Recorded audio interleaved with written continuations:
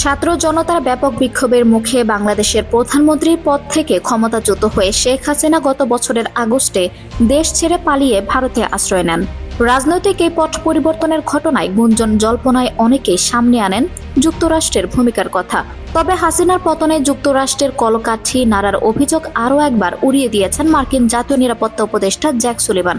তিনি বলেছেন, শেখ হাসিনার পতনে যুক্তরাষ্ট্রের যে কোনো ধরনের ভূমিকা নেই, সেটা ভারতীয় ঊর্ধ্বতন কর্মকর্তারাও বিশ্বাস করেন।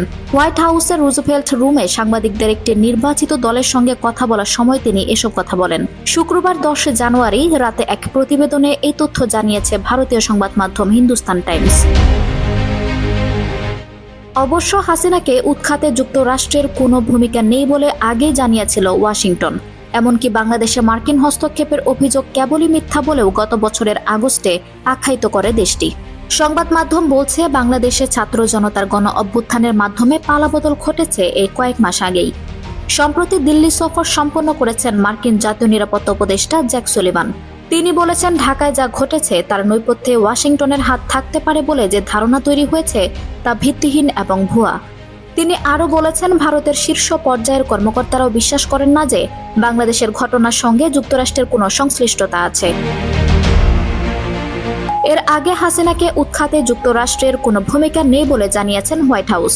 বাংলাদেশের সরকার উৎখাতে যুক্তরাষ্ট্রের জড়িত থাকার অভিযোগের বিষয়ে জানতে চাওয়া হলে গত বছরের আগস্টে হোয়াইট হাউসের মুখপাত্র কারিন জাপিয়েরে এক প্রেস ব্রিফিংয়ে বলেন, আমাদের আদৌ কোনো সম্পৃক্ততা ছিল না। যুক্তরাষ্ট্র সরকার এই ঘটনার সাথে জড়িত ছিল বলে যদি কোনো প্রতিবেদনে বলা হয় তা গুজব ছড়ানো হবে।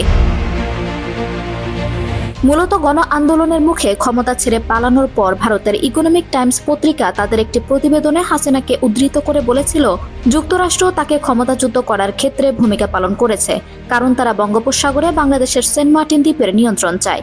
পত্রিকাটি সে সময় আরও বলেছিল, হাসিনা তার ঘনিষ্ঠ সহযোগীদের মাধ্যমে পত্রিকাটির কাছে এই বার্তা পৌঁছে দিয়েছেন।